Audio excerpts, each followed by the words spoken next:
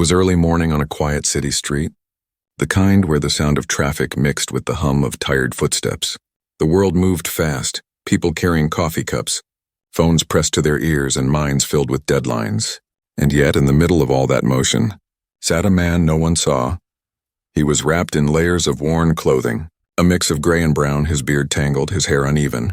His eyes were tired but gentle, the kind that once held dreams but now only reflected the cold of the pavement. Beside him sat a battered piano, its wood chipped, its keys yellowed, and a few missing altogether. It looked like something pulled out of an old theater and left to die on the corner. Every morning the man would drag that piano a few feet closer to the sunlit part of the street. His name was Marcus, though no one cared enough to ask. To most people he was invisible, just another face in the long line of forgotten souls who slept beneath bridges and ate from charity vans. Sometimes kids walking to school would whisper about him. "That man's crazy. He talks to himself," they'd say other times. Adults would cross the street to avoid him, tightening their coats, pretending to check their phones. No one saw the truth, that he wasn't talking to himself, he was talking to the piano, softly saying things like, "Not today, old friend. Not yet." He would stare at the piano for hours before playing, his fingers hovering over the keys like he was afraid to touch them. The city was loud, the cars honking, vendors shouting, doors slamming, but inside his little corner there was silence. A sacred kind of silence that only people who have lost everything understand. The piano was all he had left once long ago. It had been part of his life on bright stages, under golden lights, but now it was his shelter, his memory and his voice. Every scar on its wood told a story, stories no one stopped long enough to hear.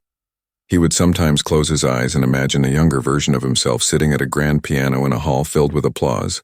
He could almost hear it, the cheers, the clinking of glasses, the sound of his name being called. But when he opened his eyes, all that remained was concrete cigarette butts and a broken street sign that read "No parking anytime." As the morning passed, people came and went, office workers, vendors, children, and tourists, all seeing the man but never really seeing him. The wind picked up a paper cup that rolled across the street and stopped at his feet. He bent down, picked it up, and set it aside, not because it mattered, but because he didn't want the street to look dirtier than it already was. His hands shook slightly as he rubbed them together.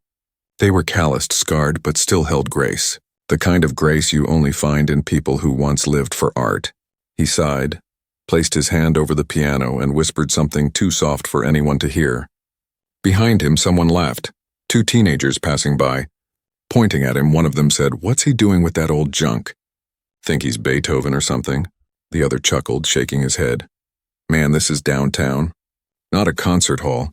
They laughed louder, and the man just looked down for a moment. It seemed like he might walk away, like the laughter had pierced something fragile inside him. But instead he sat quietly, the corners of his lips curling into a faint, sad smile. He had heard worse before from people who once called him a friend. The light changed, sunlight hitting the piano keys, and for the first time that day, he pressed one. The sound was faint, uneven, but it echoed down the street like a heartbeat. A few heads turned, curious but only for a moment before they continued on their way. No one knew that this was how it began, the story of a man no one noticed. Sitting with an instrument everyone had forgotten, the city kept moving, unaware that soon those same streets would fall silent, not from pity but from awe. Because sometimes the most beautiful music begins in the most broken places, and sometimes the man no one sees ends up showing the world what it means to truly listen. The next morning, the city woke to another rush of noise and movement.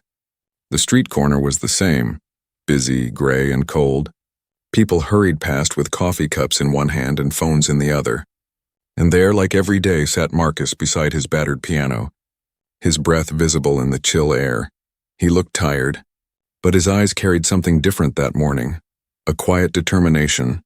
Across the street, a group of young men appeared.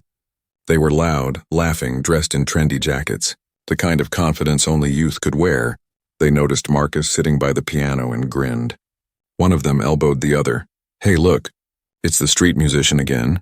Probably thinks he's gonna make it big here," he joked. Marcus ignored them. He carefully adjusted the small cup beside his piano, the one where a few coins clinked from yesterday. Then he brushed the dust off the keys and placed his fingers gently on them. The boys laughed louder, "You can't play here," one shouted mockingly. "This is the main street. Go find another alley." The others joined in, their laughter echoing between the buildings. Some pedestrians glanced over, some frowned, but no one stepped in. It was easier to keep walking than to interfere. Marcus didn't lift his head, his hands trembled slightly. Whether from the cold or nerves, no one could tell, but he stayed calm, breathing slowly. His voice was almost a whisper as he said, "The music belongs to no one place." "Young man," the teenagers rolled their eyes. "Yeah? Then let's hear it, old man. Show us what you got," one taunted, crossing his arms. Marcus nodded quietly and his fingers began to move. At first the sound was soft, uneven, like raindrops hitting a tin roof. The piano was old and half broken, but within a few seconds, the melody began to shape itself. It was haunting, a tune filled with sadness and light mixed together. The laughter around him started to fade, replaced by a strange silence. The notes rose and fell like waves. Each sound carried a piece of his story. The nights under bridges, the hunger, the cold, the lost love, and the endless faith that someday the world would listen again. His eyes closed as his fingers danced faster, every key responding as if it had been waiting for his touch. The young men who had mocked him stood frozen, unsure what to say. The air around them shifted. Even the wind seemed to quiet down. A small crowd began to gather. Office workers, shoppers, and even a police officer from the nearby corner.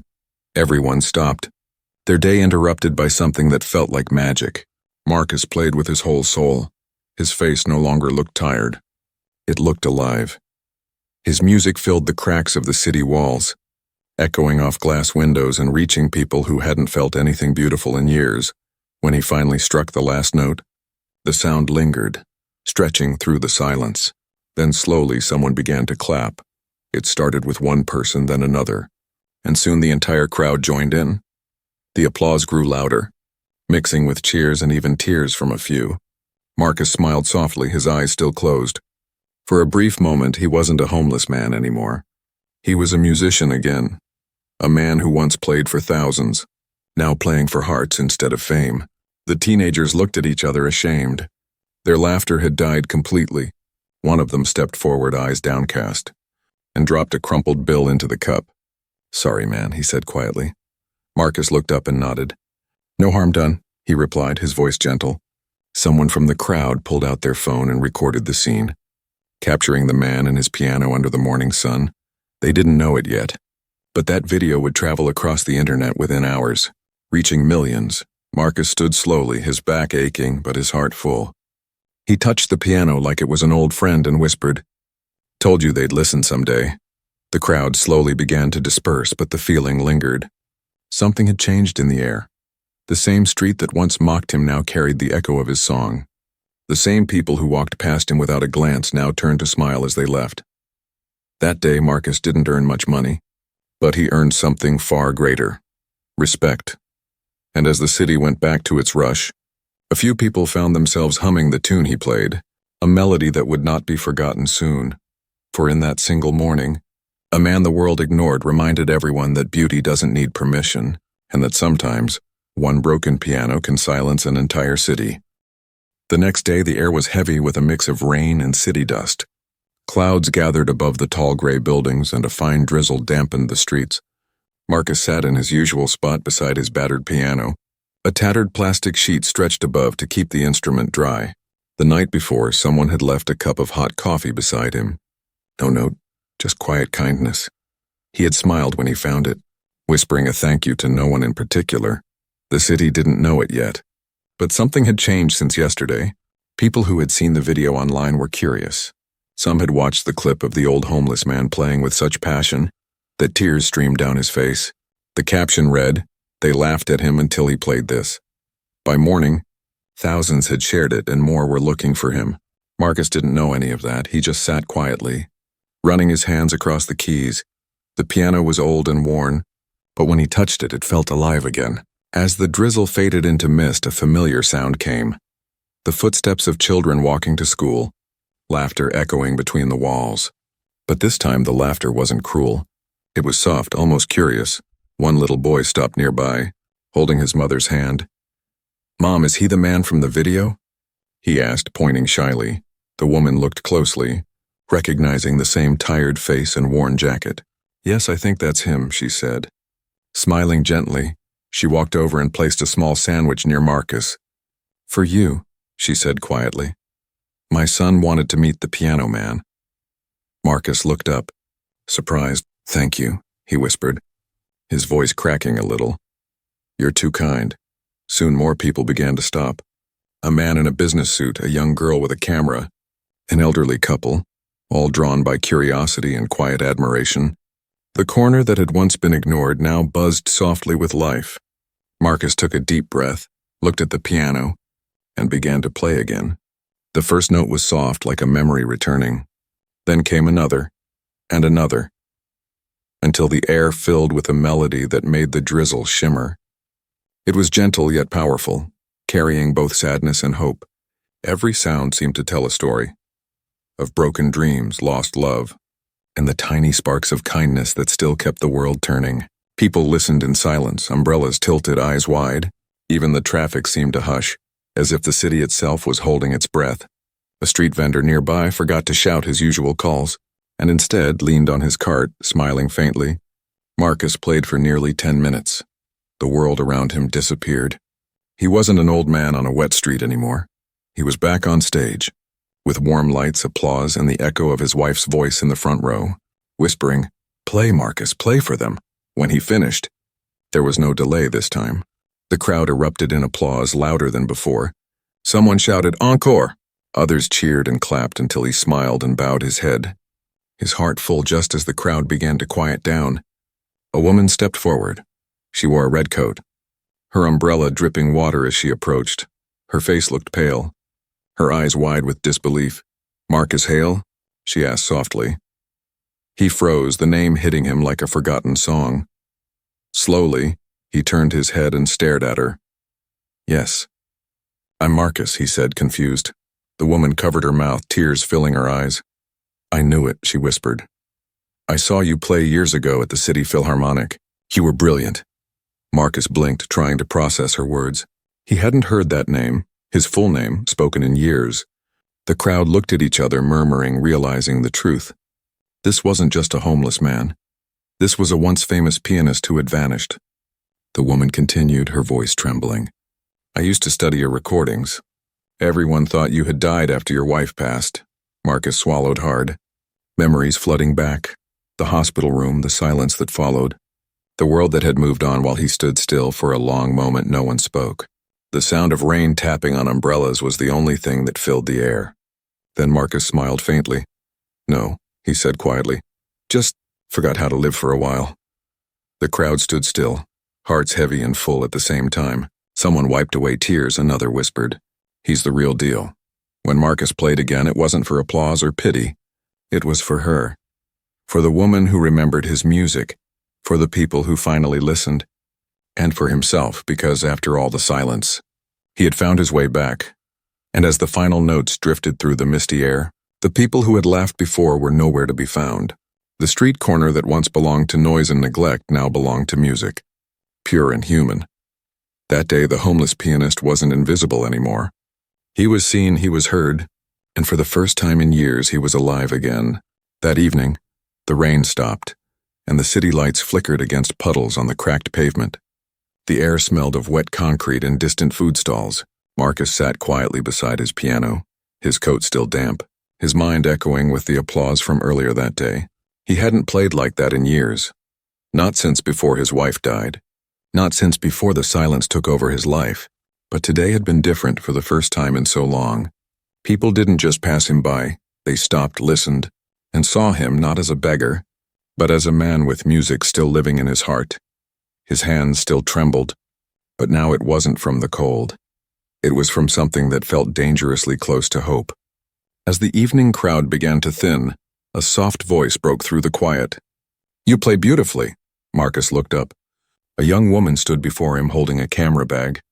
She smiled shyly. "I'm Leah. I'm the one who recorded your performance this morning." He blinked. "You filmed that?" She nodded. "Yes. And well, it kind of went viral." He frowned slightly, not understanding. Leah laughed gently. "It's everywhere, Mr. Hale. Thousands of people have seen it. Millions, maybe. They're calling you the street piano miracle. Marcus shook his head in disbelief. I didn't do anything special, he said softly. I just played. Leah crouched beside the piano, her eyes shining. Sometimes, that's all the world needs. Someone who just plays, she said. Your music made people stop. It made them feel something real again. Marcus didn't know what to say. He had spent years being invisible, and now the world suddenly remembered him. It was too much, too fast that night. As the street lamps flickered, he thought about what Leah said. He watched people walking home, tired workers, street cleaners, taxi drivers, and he realized something. The world didn't need perfection, it needed truth, and maybe his music, rough and broken as it was, carried that truth. The next morning, Marcus woke early.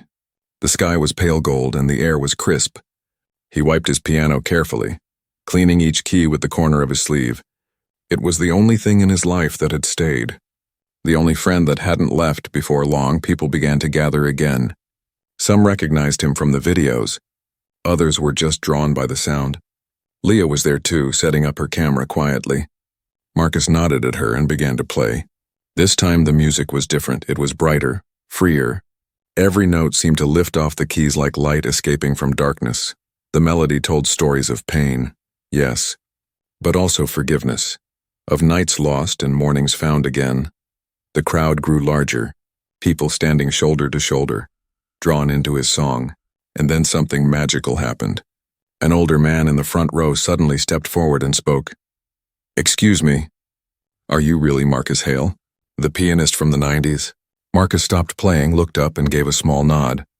The man smiled through tears. I knew it. I saw you perform in Vienna. I was just a student then. You changed how I heard music. The crowd gasped softly, whispers rippling through them. Marcus smiled faintly. Vienna feels like another life, he said. The man nodded. Maybe. But that life isn't over yet. Leah captured every second, her camera trembling slightly. She knew this wasn't just a story anymore. It was a moment in history. After he finished playing, people began to drop small notes into his cup. Not money, but handwritten words. Thank you. You gave me hope. Your music made me cry. Marcus read each one with trembling hands.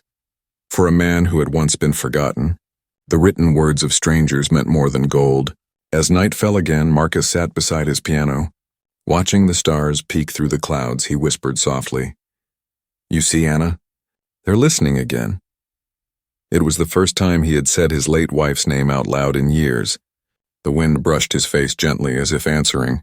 He smiled, the city glowing quietly around him. He didn't know what tomorrow would bring. Maybe interviews, maybe nothing at all, but for now, the music was enough. It was his way of breathing again, his proof that beauty could rise even from ruin. And somewhere in thousands of homes across the world, people replayed that video, a man and his piano on a lonely street corner, and for a few quiet moments, their busy lives stopped because a homeless pianist had done what no machine, no fame, no perfection could do. He had made the world feel again.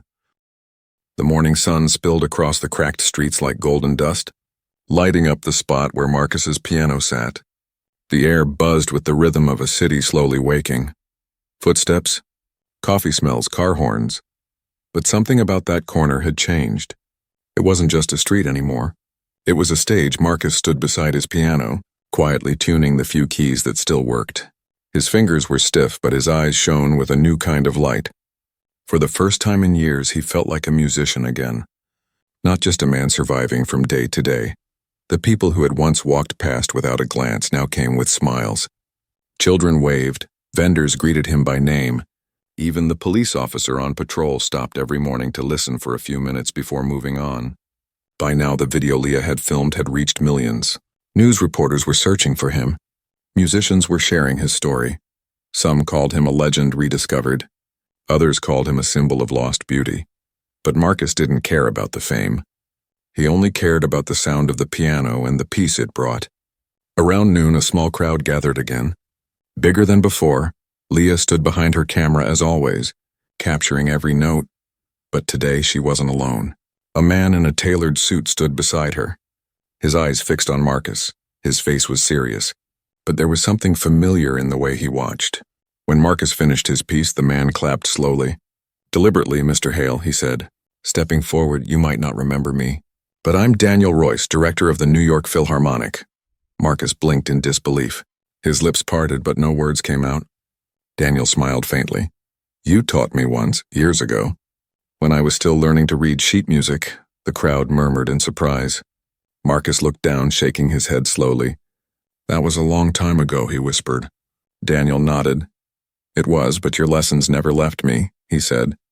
I saw your video online, and I couldn't believe it was you. Marcus sat down quietly on the bench, the old piano creaking under his weight. I don't know if I belong in that world anymore, he said softly. I've been out here too long, I'm not the man I used to be. Daniel stepped closer. No one stays the same, Marcus, he said gently. But music, that part of you never left, it's still there. And it's still extraordinary. Leah's eyes filled with tears behind the camera. She knew what this moment meant. The world was offering Marcus a way back. Not out of pity, but because his gift was still alive. Daniel continued. There's a charity concert next week, for the homeless. I want you to play the opening piece, the crowd gasped. Leah smiled wide. You have to do it, she whispered. Marcus looked up, unsure. His heart raced, fear and hope colliding inside him. He hadn't played on a stage in nearly 20 years. Could he still do it? Could he face the lights again? He ran his fingers gently over the piano keys. Each one whispered to him, reminding him who he was. Slowly he nodded. All right, he said, his voice trembling. One last song. The news spread quickly. Headlines flashed. Homeless pianist to perform at city concert. Donations poured in to restore his piano. People from all over the country sent messages, offering instruments, homes, even plane tickets. But Marcus only wanted one thing, to make the piano sing again. In the days that followed, he practiced from dawn till night. Leah sat nearby every day, watching as he transformed from a broken man into the artist he once was. His fingers regained their old rhythm, his shoulders straightened, and his eyes carried the fire of purpose once more. On the eve of the concert, he sat under a streetlight whispering to the piano, We've come a long way, old friend, tomorrow. We'll show them. The wind rustled softly, almost like applause when he closed his eyes that night. He didn't dream of fame or crowds, he dreamed of his wife Anna, standing in the front row again, smiling, whispering, Play, Marcus. Play for them. And when the first rays of dawn touched the city, Marcus was already awake, his hands resting on the piano. Ready, the world was waiting. The stage was set, and this time when the music began, it wouldn't just be a performance, it would be a resurrection. The sound of a man reclaiming his soul. The night of the concert arrived like a dream Marcus never thought he'd live to see again. The city glowed with lights, banners, and murmurs of excitement. People dressed in suits and gowns filled the entrance of the grand hall, the same hall where he had once played decades ago when his name still meant something. Now his return wasn't planned by fame or glory, but by fate, by one video that reminded the world that beauty can rise even from the streets. Backstage, Marcus sat quietly beside a polished black grand piano, so different from his old street companion. His reflection in its surface looked almost unfamiliar. The same tired eyes, but steadier, brighter, alive. He wore a donated tuxedo that fit loosely but carried dignity. His hands rested on his knees, trembling slightly. Leah stood nearby, holding her camera, whispering, You've got this, Marcus. The whole world's rooting for you. He smiled softly. I'm not playing for the world, he said. I'm playing for her. Leah tilted her head. Your wife? He nodded slowly, eyes distant. She used to sit in the front row, right there. He pointed toward the empty chair near the stage. She said she could always hear my heart before my hands touched the keys. The orchestra behind him tuned their instruments, soft hums filling the hall like whispers of old ghosts. Daniel Royce approached, his suit crisp, his eyes kind. Marcus, he said, resting a hand on his shoulder, when you walk out there, remember, you never left music, it just waited for you to come back. Marcus chuckled quietly. Then I better not keep it waiting any longer. When the curtains lifted, the applause thundered. 1,000 faces watched as he stepped into the light. His heart pounded, the bright glare of the spotlights almost blinding him. But as he sat down, a strange calm washed over him. The crowd disappeared, the hall vanished, and there was only him and the piano, just like it had always been. The first note rang out like the sound of a soul returning home. It was clear, rich and full of life. The melody flowed through the air, a mixture of sorrow and triumph. Every stroke of the keys carried years of pain, hunger, loneliness, and rediscovered faith. The audience fell silent, even the air seemed to pause. People leaned forward in their seats, unable to look away. It wasn't just a performance, and it was a confession, a lifetime told in music. Leah recorded from the side of the stage, tears in her eyes. She could feel every emotion in each note, and behind her, Daniel stood frozen, realizing he was watching not just talent, but redemption itself. Halfway through the piece, Marcus's hands faltered for a second, his heart tightening. He saw the seat in the front row, empty except for a small white rose someone had left earlier. His breath caught. He smiled faintly, whispered under his breath, "I know you're here, Anna," and continued. The music shifted then, growing softer, warmer. It was as if the piano understood his words. Each key whispered her name. Each chord spoke of love that never faded. The crowd listened with tears streaming silently. Many didn't know his story, but they could feel it, the pain, the loss, and the miracle of still being able to play. When he struck the final note, it lingered like a prayer, echoing through the hall. The silence that followed was heavy, not empty. It was sacred. Then the room erupted in applause, thunderous and endless. People stood, shouting, cheering, crying. The ovation went on and on. Marcus stood slowly, bowed deeply, and placed his hand on the piano, whispering, "Thank you, old friend," backstage. Leah hugged him, her voice breaking. "You did it, Marcus. You really did it," Daniel wiped his eyes. "You didn't just play a song," he said. "You reminded everyone what art is supposed to be." Reporters surrounded him later, asking questions, snapping photos, but Marcus only said one thing. "Music saved me when nothing else could. I only hope it saves someone else tonight." That night, as the crowd left, someone noticed the white rose still lying on the front seat. A faint breeze from the open door made it tremble, as if touched by unseen hands. Marcus glanced at it one last time before walking out into the cool night air. He didn't need applause or headlines. The city lights looked softer now, warmer, and in his heart he felt her presence. Steady and proud, he smiled, whispering to the stars, "We played again, Anna, just like you wanted," and for the first time in decades, he didn't feel alone, not even for a moment. The morning after the concert, the world seemed to hum with Marcus's melody. Newspapers carried his photo, a silver-haired man at a piano. Head bowed in the glow of stage lights, headlines read, "The homeless virtuoso who silenced a city, from the streets to the symphony hall." But while the world buzzed with praise, Marcus himself sat quietly on his old street corner, beside the same battered piano that had started it all. The grand piano at the concert had been flawless, elegant, smooth, powerful, daring. But this cracked, uneven instrument was his heart. It was where the story began, and where he wanted it to end. The morning sun touched its faded wood, and Marcus ran his hands lovingly across it. "We did it," he whispered, and the world listened. Leah arrived not long after, her camera swinging from her shoulder. "Marcus, you're all over the news," she said breathlessly. "They want to book you again. Interviews, TV shows, even a documentary." He smiled gently. "That's kind of them," he said. "But I'm not sure I belong in all that noise," Leah frowned. "Marcus, you belong anywhere music exists. You've inspired millions," he chuckled softly. "Maybe so, but I've learned something. It's not the size of the stage that matters. It's the hearts that listen." She fell quiet, watching him as he began to play a slow, thoughtful tune. It was softer than usual, like a goodbye whispered between old friends. The sound drifted through the street, drawing people once again. Vendors stopped setting up. A taxi driver cut his engine. Even the pigeons on the lamppost seemed to pause. By the time the song ended, a small crowd had gathered. Someone clapped hesitantly, then another, until the applause filled the corner. Marcus smiled warmly. "Thank you," he said. "But today's music isn't for fame, it's for peace." Just then, Daniel Royce approached through the crowd. He carried a sleek black case in his hands. "Marcus," he said, "I brought something for you."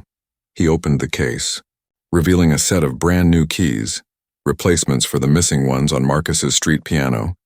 "We thought it deserved a little love, too." Marcus touched the ivory pieces like they were treasure. "Thank you, Daniel," he said softly. "This old friend deserves it more than I do." Together they worked to fix the broken piano, laughter echoing through the morning air. Soon a TV van pulled up, a reporter stepping out with a microphone. "Mr. Hale, she called. Your performance has gone global. Millions watched it live. People are donating instruments to homeless shelters inspired by your story. What do you want to say to them?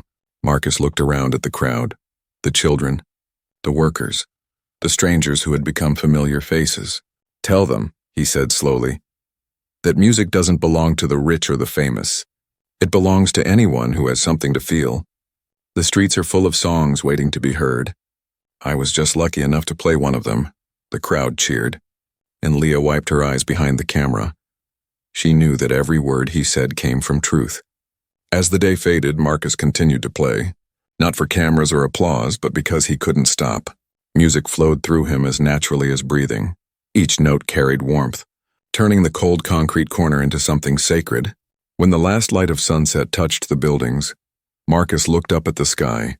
The clouds glowed orange and gold, and for a moment, he imagined he could see Anna there, smiling down through the light. You hear that, love? He whispered. They're listening again. A soft breeze brushed his cheek like her touch. He closed his eyes, the melody still echoing in his heart. Later that evening, as the city dimmed and the crowd drifted away, Marcus stayed behind. He sat in silence beside the piano, hands folded, breathing slow and deep. Leah returned one last time, handing him a small envelope. These are from people who watched your video, she said. Letters, hundreds of them. People saying your music helped them through grief, addiction, loneliness. Marcus opened the first one, reading the shaky handwriting. I was going to give up, but your song reminded me there's still beauty left in the world. His eyes glistened. Then it was worth everything, he said quietly. Every cold night, every hungry day, it was worth it. As darkness settled, Marcus began one final song, not loud, not grand, just a soft tune that wrapped around the night like a lullaby. His fingers trembled, but his smile never faded. Leah recorded in silence, knowing this moment, this stillness, was the truest music of all. And as the notes floated into the stars, it seemed like the city itself paused to listen, remembering the man who had once been invisible, but had taught them all to hear again. For Marcus Hale, the homeless pianist, had not just returned to the world of music. He had healed it, one trembling note at a time. The next morning, the city woke to a stillness that felt strange, as if something important had shifted in the night. The corner where Marcus's piano stood was empty at first glance. No crowd, no cameras, no noise. Just the quiet hum of morning traffic, a stray newspaper fluttering across the street, and the faint echo of music that no one could explain. A young boy named Oliver was the first to notice. He came running down the block holding a paper bag of breakfast. His mother had promised he could stop by and hear the piano man before school. But when he reached the familiar spot, he froze. The piano was still there, cleaned, polished, even with new white keys gleaming. But Marcus wasn't. Leah arrived minutes later, her camera swinging at her side. Marcus, she called softly, glancing around. The bench was empty. A light coat folded neatly across it. On top of the piano lay a small letter, weighted down by a single white rose. Her heart sank as she reached for it. The handwriting was shaky but graceful. The same looping strokes Marcus used when he signed autographs for children. The letter began, To whoever finds this, please don't be sad. Music has done for me what nothing else could. It gave me peace. Leah covered her mouth, tears spilling instantly. She kept reading. I played my last song last night and it felt complete. I have no regrets. The streets gave me silence, the music gave me purpose, and you and all of you gave me back my heart. Wherever I'm going, I'm finally home. Her knees felt weak as she whispered, No, Marcus. A small crowd began to gather, people who had stopped by every day to hear him play. Vendors, taxi drivers, and even the officer who used to bring him coffee. They stood quietly, reading the note in disbelief. An elderly woman placed a trembling hand on the piano. He played here every morning, she whispered. I used to cross the street just to hear that sound. It made my whole day feel lighter. Others nodded, tears shining in their eyes. No one spoke loudly. It felt like standing in a church surrounded by something sacred. Leah lifted her camera, her voice soft. He didn't leave us. Not really, she said. He left his song, and that's forever. She began to play the last recording she had taken of him, the quiet piece he'd played under the stars, the night before the letter appeared. The melody filled the street, warm and gentle, wrapping around everyone like sunlight after rain. People stopped as they passed, strangers, Workers, children, drawn by the haunting music. They didn't know the story, but they could feel it. Something about that sound made them slow down, made them listen. By afternoon, candles and flowers covered the street corner. Photos of Marcus playing his piano were taped to the walls. Someone printed the words from his final letter and placed them above the keys. Wherever I'm going, I'm finally home. Daniel Royce arrived later that day. Eyes red behind his glasses, he stood beside the piano in silence, then rested a single white program from the concert on top. "You were the best teacher I ever had," he whispered. "And the bravest man I ever met." Leah stayed until sunset, filming the crowd, capturing not sadness but peace. She looked up at the sky glowing orange and pink, and for a moment, she swore she could hear a faint piano note on the wind, soft and distant. That night, the video of his final performance aired on every major network. Across the world, millions watched, not the glamorous show in the concert hall, but the one on the quiet street corner, the one where an old man, tired and forgotten, reminded humanity that art didn't need perfection, only truth. In the weeks that followed, that street corner became something extraordinary. The city named it Marcus Hale Plaza. Musicians came to play there every evening, young, old, rich, poor, all sharing their music under the same sky he once played beneath. A sign stood beside the piano, engraved with his words, "Music doesn't belong to the rich or the famous. It belongs to anyone with something to feel." Leah visited every Sunday, leaving a rose on the piano. Sometimes when the wind brushed across the keys, they made a faint sound, a soft note that no one could explain. She'd smile and whisper, "I know it's you." And somewhere, in the spaces between those sounds, it felt as if Marcus Hale, the man who once sat invisible on a street corner, was still playing, not for applause, not for pity, but for eternity. Because legends don't need stages and music never truly dies. It just changes hands. And in one small corner of the city, his song still lives, forever teaching the world to stop, to listen and to feel again.